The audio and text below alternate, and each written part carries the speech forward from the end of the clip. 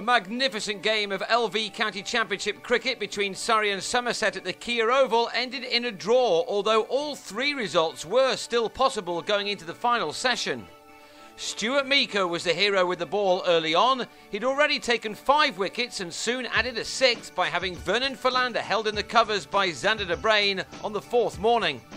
The mighty Meeker then made it 7 by bowling Craig Overton with a ball of real pace. And he finished with astonishing figures of 8 for 52, the best by anyone this season and the best of his career by Yorking Jamie Overton.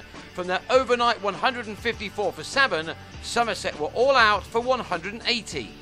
And that gave Surrey a target of 305 in 85 overs, but they were put back when Steve Davis dragged a drive off Philander back onto his stumps with only 7 runs on the board. Surrey had shown their intentions by opening their innings with the attacking Jason Roy, and he played in his usual way, punching the ball to all parts of the ground as he tried to get his side off to a rip-roaring start in what was a very tough ask on a wearing pitch. Jacques Rudolph batted more solidly, but he too had few problems in finding the ropes from time to time, as Surrey laid an ideal platform for a run chase later in the day. Given the extraordinary events of this match thus far, anything was still possible. It was the introduction of spinner George Dockrell straight after lunch which put Somerset on top, as he claimed 3 wickets in 11 balls. Roy on 41 was held at short leg by Alex Barrow. Rudolph tried to hit the Irishman over the top but found Errol Sapire in the deep instead to go for 45.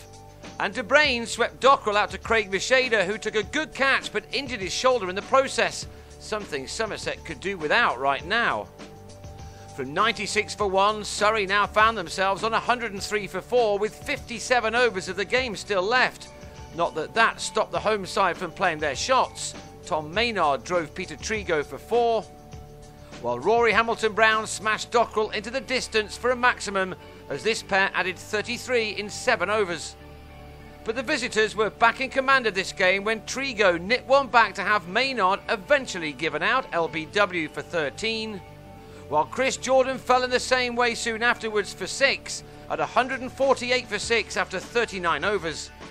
If Somerset could have added another wicket or 2 before tea, the game was there for the taking, but not even Dockrell, who tried everything in a 32-over spell, could remove either Hamilton-Brown or Gareth Batty. Hamilton-Brown's innings was one of real maturity. He hadn't given up hope as he reached his 50 off 77 balls, with a couple off Philander, which took his side to 195 for 6 with 30 overs left for them to score 110. It was, though, a tough one for the Surrey duo. They are a very positive outfit, but knew that they simply couldn't afford to lose any more wickets at this stage. Dockrell tossed the ball up to see if that would force Batty into making an error. And he did after he'd faced 118 balls for his 33. Then he was bowled by Dockrell, leaving his team on 219 for 7 with 12 overs left. Somerset then threw everything at Hamilton-Brown and John Lewis, who, as a former Gloucestershire man, loves his battles with this opposition.